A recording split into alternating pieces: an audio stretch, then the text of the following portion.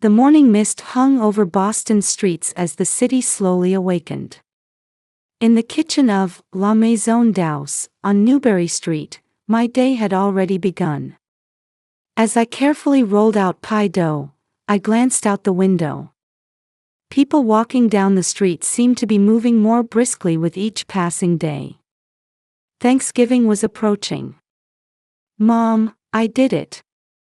I turned around at the voice behind me to find my son Lucas proudly showing off the cupcake he had just finished decorating. Such delicate handiwork seemed beyond his 8 years. "That's wonderful, Lucas," I smiled, stroking his head. Saturday mornings had become our special time for baking together. My husband William had left early again for a meeting with clients. As the sales director at Turner Enterprises, his work knew no holidays. He was responsible for a large portion of the company's revenue. "Rachel, today's croissants are absolutely perfect." Jennifer, one of our staff members, poked her head into the kitchen with an excited report. More than half of today's croissants had sold within just an hour of opening. Just recently, we'd been featured in the Boston Globe's Notable Bakeries section, bringing even more customers to our door. We were all happily overwhelmed by the increasing number of people lining up first thing in the morning for our croissants. For me, who grew up as the daughter of a single mother in Boston's low-income South End, this success felt like a dream. I had worked desperately hard with a scholarship to pastry school, gained experience as a pâtissier at a luxury hotel, and finally achieved my goal of owning my own shop. When Lucas comes home from school, he always heads straight for the kitchen. He does his homework there while occasionally helping with the baking. At a recent parent-teacher conference, he confidently announced during his Future Dreams presentation that he wanted to be a pastry chef, just like Mom. His teacher praised him as a caring child who helps bring the class together. William's work was also going extremely well. He said the major real estate development deal he closed last week would significantly contribute to meeting the company's sales targets for the year. His skills in leading his team while actively pursuing new business opportunities himself were highly regarded both inside and outside the company. However, not everyone celebrated our success. "Marrying someone of her status, it's a disgrace to our family." I still vividly remember my mother-in-law Patricia's words when William announced our marriage. For her, the CEO of Turner Enterprises and a pillar of Boston society, marriage to someone from a low-income neighborhood was completely unacceptable. Though she attended our wedding, her discriminatory attitude never changed. Even when Lucas was born, while she lavished affection on her other grandchildren, she continued to treat him coldly. At society parties, she would act as if we didn't exist, creating awkward situations for those around us. Recently, her hostility had escalated further. At Lucas's birthday party last month, she didn't show up despite receiving an invitation. Later, when Lucas happened to run into his grandmother, she declared, "Expensive presents don't suit a child with a mother from the slums." The memory of my son's sad face that day still pains my heart. Then yesterday, we received an invitation to Thanksgiving dinner, the Turner family's traditional annual gathering. Every year at this time, tension builds. "You don't have to go," William said, but I shook my head. "I want to get along with Grandma," Lucas said at the dinner table, hope shining in his eyes. I couldn't easily dismiss such an innocent wish. "Let's go," I decided. William's face showed concern, but understanding our son's wishes, he nodded quietly. Thanksgiving morning brought an especially cold wind. The streets of the Chestnut Hill neighborhood, where well-dressed people hurried about, were already decorated for the holiday. Fallen leaves danced in the air, and maple trees were dyed a deep red. I had been baking an apple pie since early morning. More than consideration for my mother-in-law, it was my professional pride that wouldn't allow me to arrive empty-handed. "Mom, is my tie straight?" Lucas nervously adjusted his collar in the back seat. His new navy suit with the light blue tie I'd chosen looked perfect for the special occasion. A silver pin adorned his small breast pocket. "Perfect," I answered, glancing at his expression in the rearview mirror. His face showed a complex mix of tension and anticipation. William's profile in the driver's seat was also more rigid than usual. I could see his hands gripping the steering wheel tighter than normal.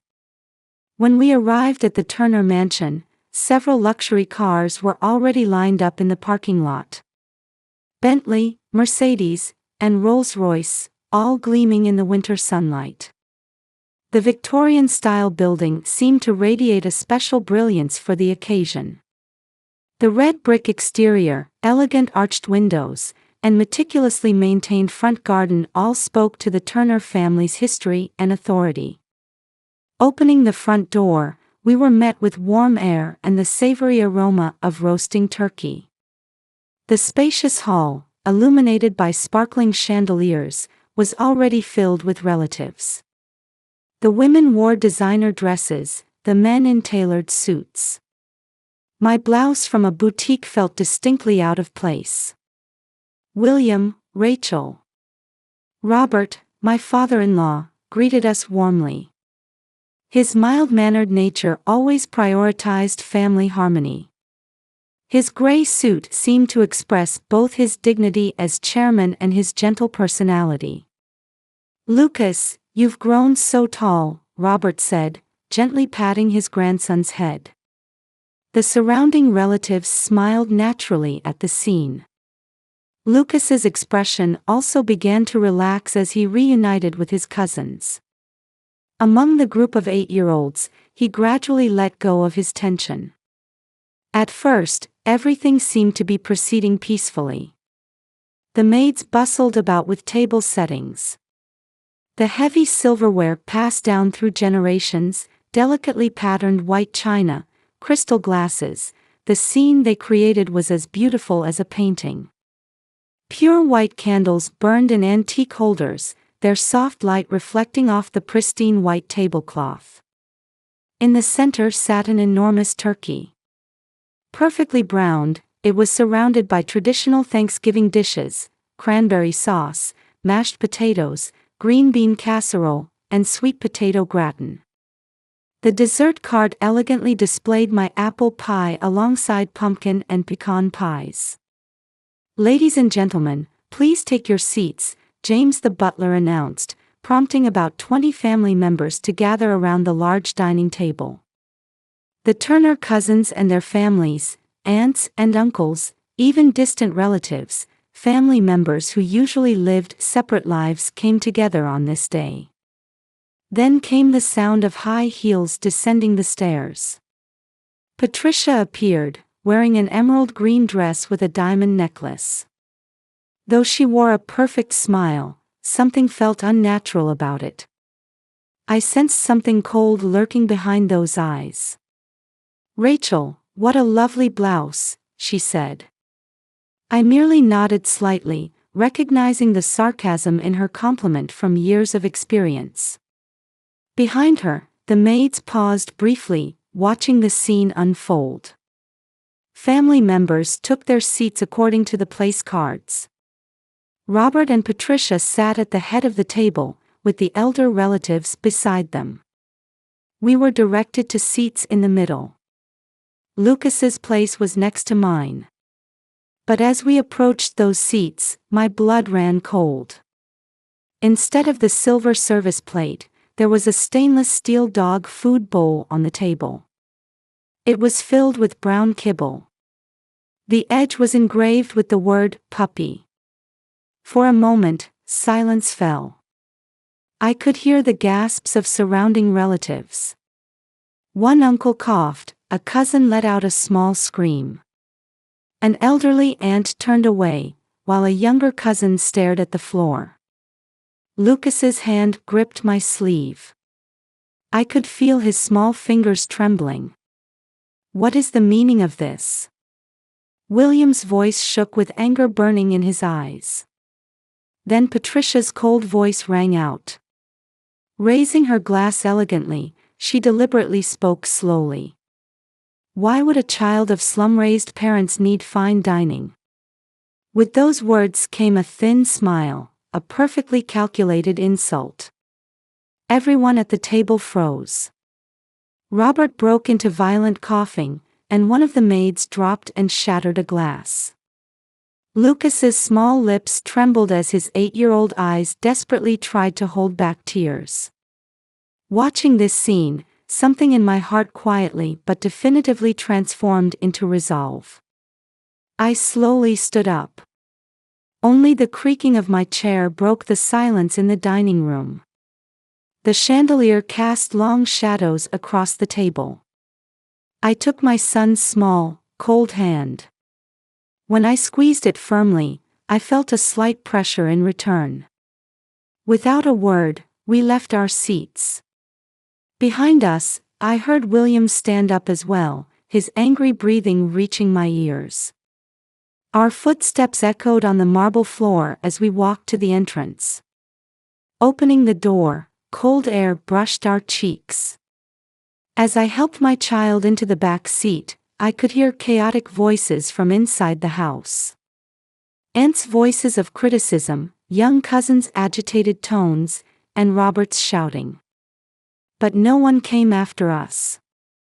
No one tried to stop us until we got into the car. In the back seat, Lucas trembled slightly. Through the windshield, I looked up at the luxurious mansion. I could see several faces watching us from the second-floor windows. Behind the lace curtains, curious eyes followed us. Only the sound of the engine broke the Thanksgiving silence. On the drive home, no one spoke a word. Just the engine noise cutting through the cold night air. Lucas still shivered slightly in the back seat. The street lights illuminated his exhausted reflection in the car window. Even after entering our warm home, the humiliation we suffered at the Thanksgiving table cast a cold shadow over our hearts. The living room lights, usually warm and welcoming, seemed to cast strange shadows tonight. Lucas, let's get you in the bath, I said gently, putting my arm around his shoulders. He nodded silently, still unable to find the courage to speak. As I helped him out of his new suit, I felt his small back occasionally trembling. The fine fabric that should have been filled with his tension and excitement. I thought about what had happened tonight. Why did she need to be so cruel to an innocent child? As warm steam filled the bathroom, I gently washed his back. Usually talkative, he remained silent. That silence squeezed my heart. When we returned from the bathroom, he seemed to have regained some composure. After changing into his pajamas, I knelt before him as he sat on the bed. I watched his expression while carefully drying his hair. "I'm sorry, Mom," Lucas suddenly whispered. Those words clutched at my heart. "You've done nothing wrong," I said firmly, embracing him. Tears burst forth from his small body. The emotions he had been desperately holding back flooded out all at once. Warm tears soaked my chest. I just wanted to get along with Grandma. I slowly rubbed his back as he sobbed. I couldn't find words of comfort. I just felt his heart gradually calming in my warm embrace.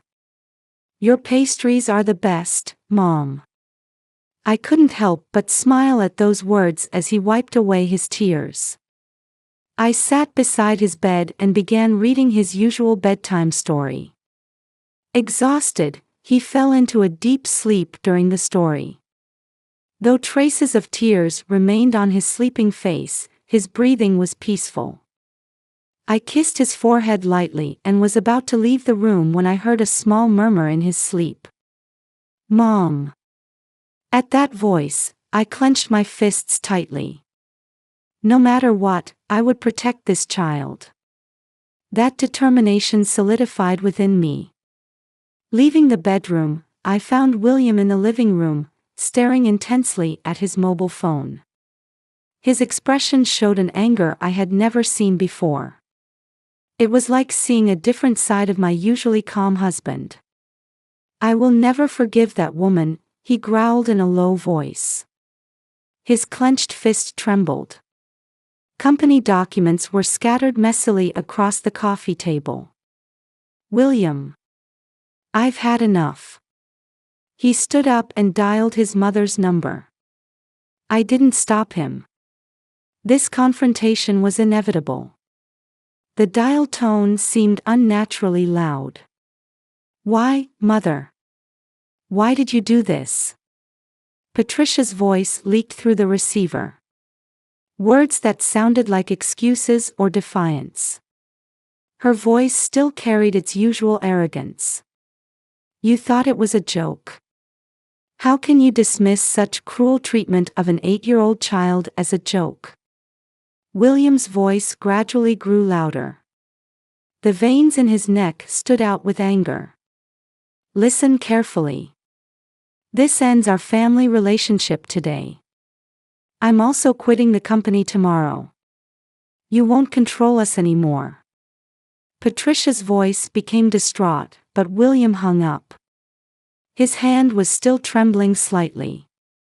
With a deep sigh, he turned to face me. His eyes held determination, though fatigue showed on his brow. "I'm sorry, Rachel, for putting you and our son through this. You've done nothing wrong." I used the same words I had just spoken to our son, now directed at my husband. When I gently took his hand, he squeezed back firmly. That night, William kept making phone calls late into the night. First, he explained the situation to his trusted subordinates. Surprisingly, many showed willingness to follow him. They too had harbored dissatisfaction with Patricia's tyrannical management. "Mr. William, I'm with you," came the strong words of Tom Watson, a veteran from the sales department. "I'll submit my resignation too.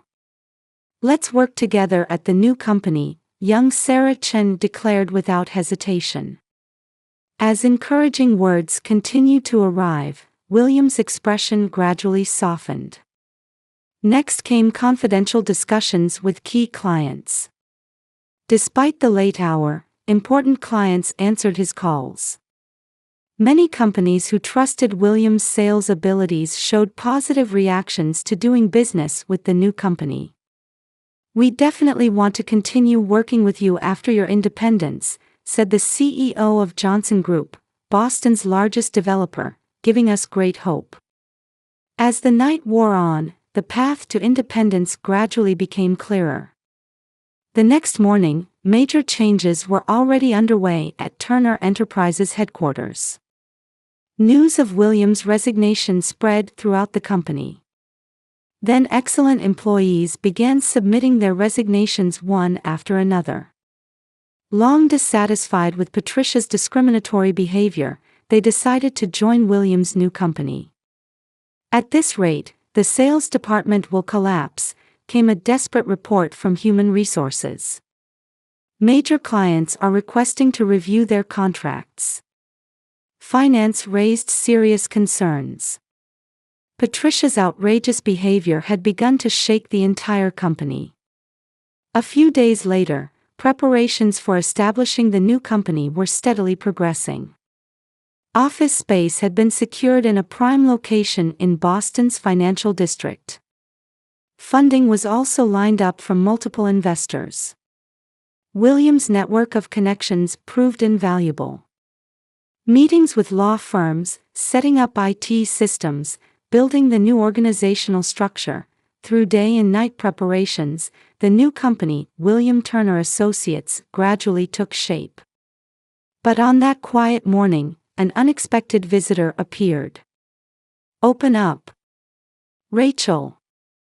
Instead of using the intercom, the sound of someone banging directly on the door echoed. Patricia's distraught voice. Her shouting could be heard by the neighbors. Through a gap in the curtains, I could see a luxury car roughly parked by the curb. I quietly opened the door. There stood Patricia, in an unfamiliar state. "Why did you seduce my son and destroy our family?" Her designer suit was disheveled, her usually perfect makeup smeared. She waved her luxury handbag wildly, her face a mixture of anger and sorrow. The mask of social elite and Turner Enterprises CEO had completely fallen away. "Think carefully about who really destroyed the family," I answered calmly but firmly. Just then, we heard movement upstairs. Lucas must have woken up. "You treated your own grandson like a dog. Is that what family does?" Silence. "I won't listen to words from someone of your status." Then William's voice rang out from behind me. "That's enough, Mother." He stood at the door, stepping forward to shield me. My husband's straight-backed figure looked dignified. "Leave. Don't ever show yourself to us again." His voice carried unwavering determination. Patricia stared at her son as if looking at a stranger. For a moment, regret seemed to flash in her eyes. But that emotion was quickly hidden beneath her arrogant expression. "I have my pride too," she said in a trembling voice, then turned on her heel. We silently watched as she got into her luxury car. Her back had completely lost its former dignity. The sound of the door closing echoed quietly, like announcing the start of a new morning. Lucas came down from upstairs and took our hands. In those small hands, we felt hope for our new future. The hallways of Turner Enterprises had lost their former vitality. A week after William's departure, an unusual atmosphere enveloped the entire company. The office floor, once filled with employee energy, was now dominated by heavy silence.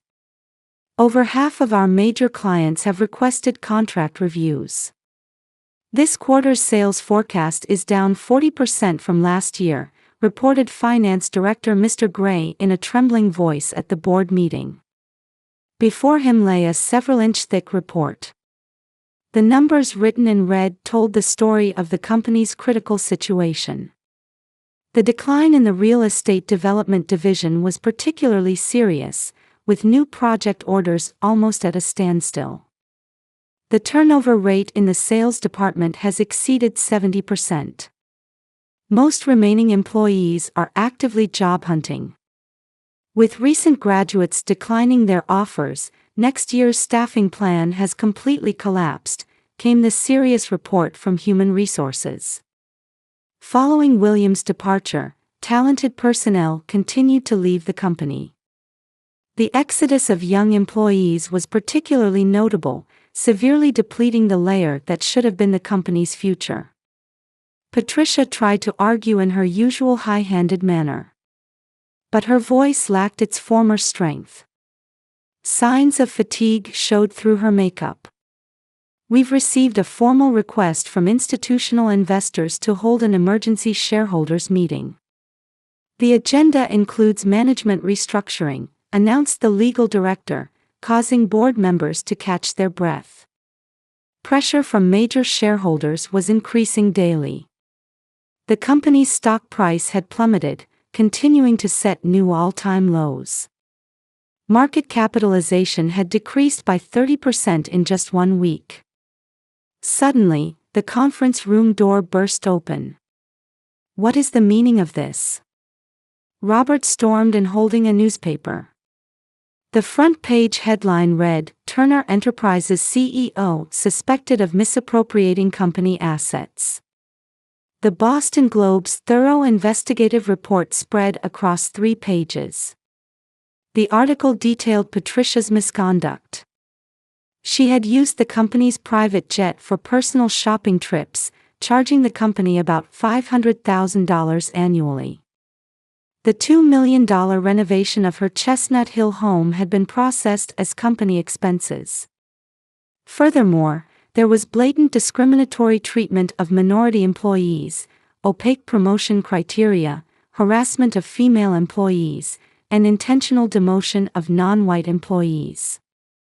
Harassment of business partners was also reported in detail. Particularly her high-handed attitude towards small businesses, unreasonable price reduction demands, and intentional payment delays, actions that completely violated business ethics. All these allegations have been reported by whistleblowers with evidence. The Securities and Exchange Commission has already contacted us about an investigation, the legal director quietly added. Employees who had long suffered under Patricia's tyrannical management had begun speaking out en masse. Specific testimonies were continuously being submitted to the anonymous hotline. These were legitimate management decisions. Patricia's words had completely lost their former authority. Even in her designer suit, she no longer carried the air of a power holder.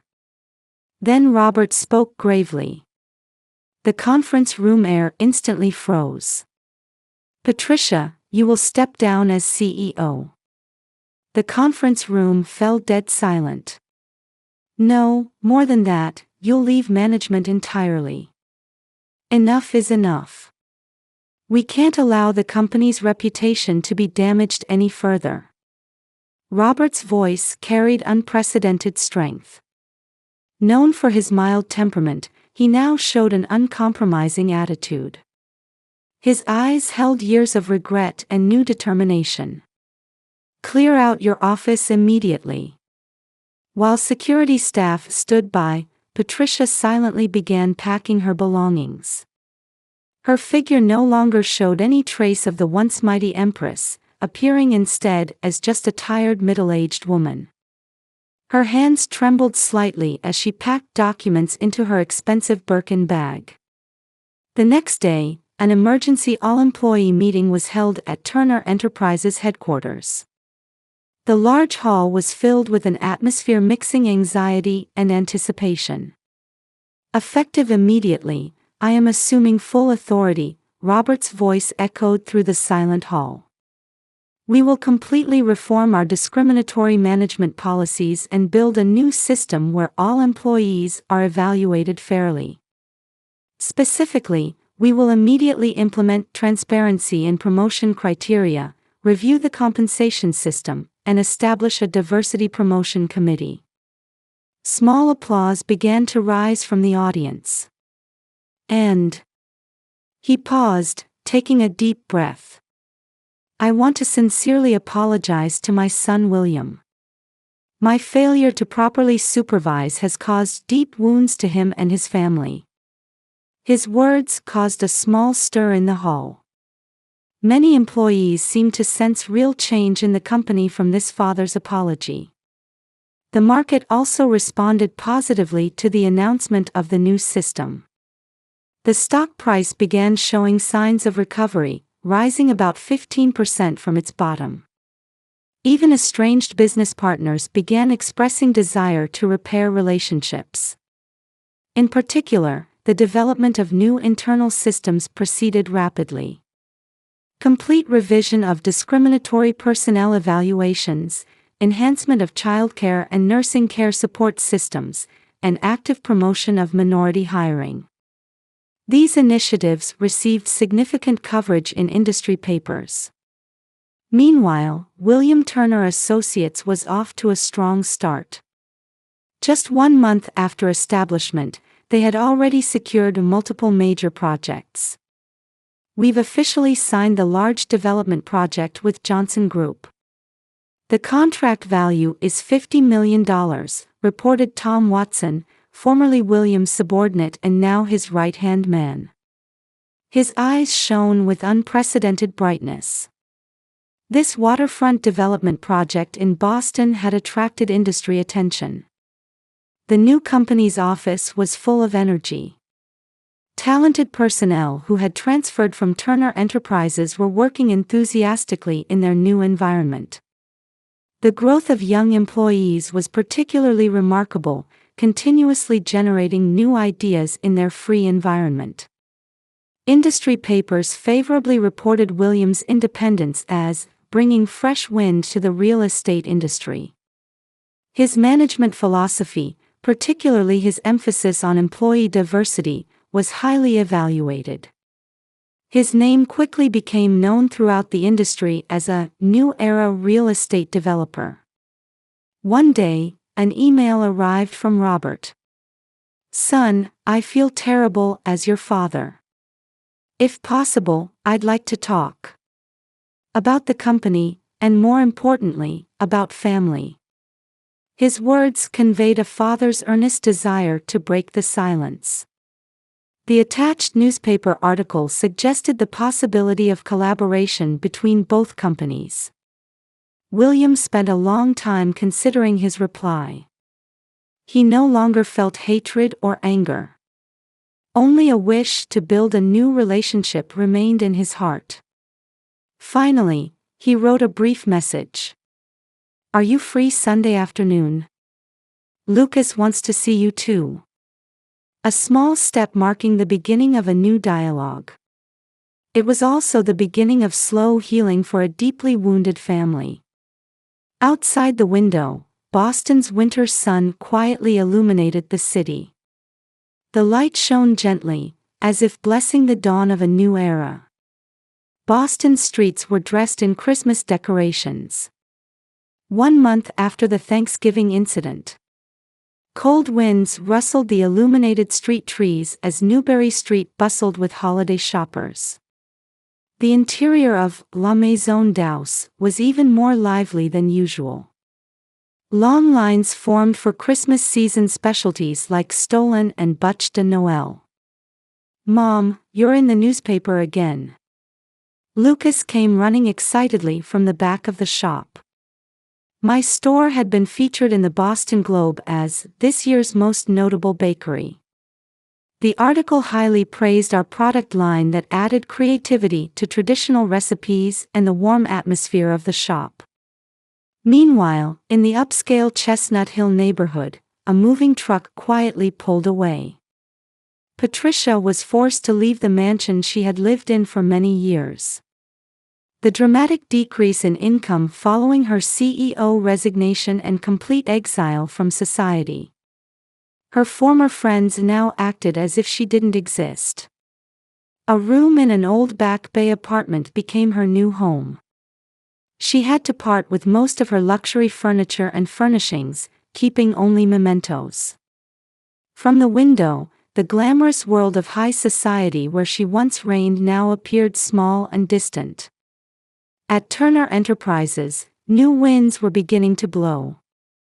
Under Robert's direct leadership, corporate culture reform was steadily progressing. Discriminatory practices were completely abolished, replaced by a new evaluation system emphasizing merit and diversity. Then one day, "I'd like to consider a merger between our companies." Robert's proposal to Williams sent shockwaves through the industry. A vision of father and son joining forces to create a real estate development company for a new era. It meant more than just a business integration. Turner and Turner Associates. The new company name embodied their determination to overcome past conflicts and build a new future. Sunday morning, we enjoyed brunch as a family. Lucas eagerly told his grandfather Robert about baking. His smile shone brightly, as if completely forgetting the tears of Thanksgiving night. "Next, I'm going to make a cake for Grandpa." Those words brought tears to Robert's eyes. Williams and my relationship had also grown deeper through this ordeal. His decisiveness and kindness shown during the crisis had strengthened our bond. However, I sometimes think about Patricia, living alone in her Back Bay apartment. They say she sits by the window on holiday afternoons, watching families pass by on the street. Holding an expensive wine glass, quietly reflecting on her former glory. As brilliant Christmas illuminations decorated the city, Everything had changed, and something new was about to begin.